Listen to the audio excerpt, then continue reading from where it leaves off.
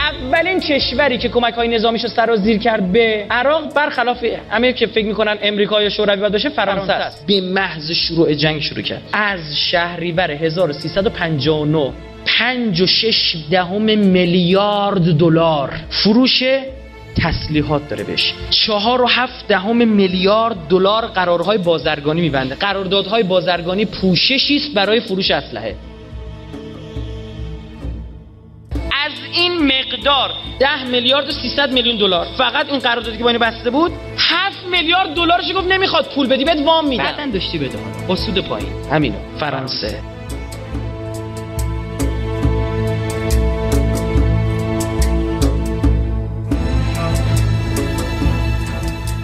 در سال 1982 یعنی میشه همون هولوش 361-62 خودمون، عراق به تنهایی وارد کننده 40% صادرات تسلیحات فرانسه است.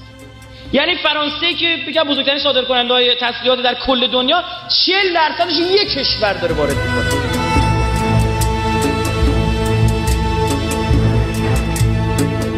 میراژ F1 بهش داد. موشک‌های هوا به هوای مجیک 1، هواپیماشو رو هوا تیکه تیکه می‌کردن.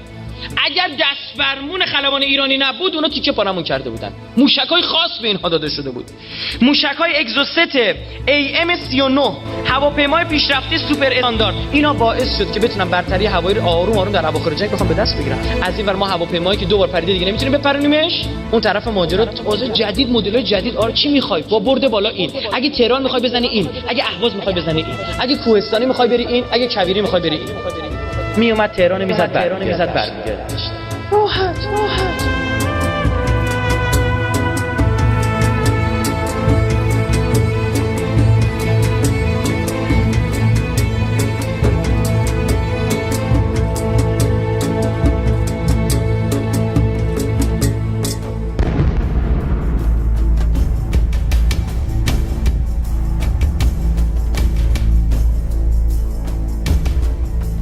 قرارداد موسوم به فاو با اینا میبندن، 6.5 میلیارد دلار اضافه میکنن به اون قبلیه. با شرکت خصوصی فرانسوی بس که بتونن در طی 3 مرحله عراق رو در ساخت هواپیما خودکفا کنن. گفتن دیگه ما نمیتونیم اینجوری هواپیما بدیم، ضرر میکنی، بیا کارخونه‌شو بهت میدیم، خودت بساز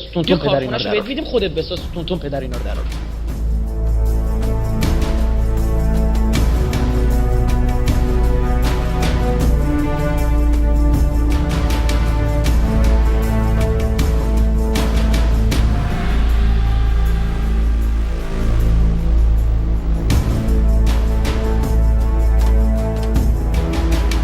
قرارداد ساخت کارخانه هواپیمایی سعد 25 برای ساخت هواپیمای آلفا جت 134 و تولید میراژ اس 2000 که ارتفاع خیلی پایین داشت، میتونست توازن هوایی رو به نفع اون قراردادش بسته شد. گفتن ما خودمون در اطراف سامرا براتون میسازیم.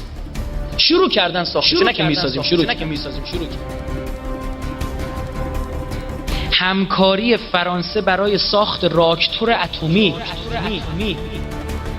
اواخر جنگ وزیر امور خارجه فرانسه میاد میگه دولت فرانسه طرح اهداء 1 عدد بمب اتم را به دولت صدام بررسی میکند. یک دیوانه‌ای که شیمیایی زده فکر کن بمب اتم به دستش.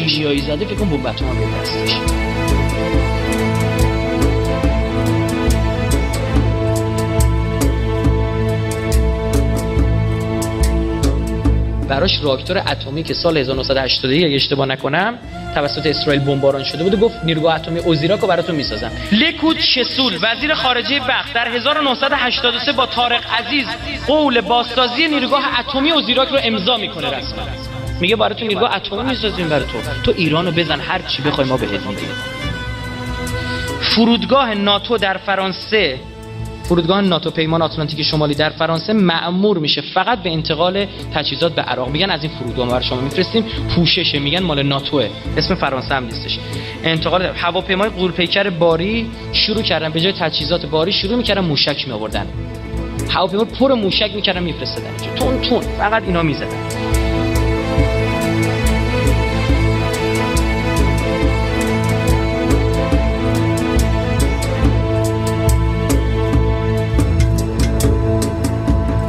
بعد از آزادی گروگان‌های آمریکایی میگه که ما 444 روز که اینا رو نگه داشتیم، وقتی آزاد کردیم کمک‌های فرانسه 2-3 برابر میشه. یا حالا با خیال راحت ببین یعنی چقدر براش مهمه یه وقتی موشک تو سر گروگان آمریکایی نخوره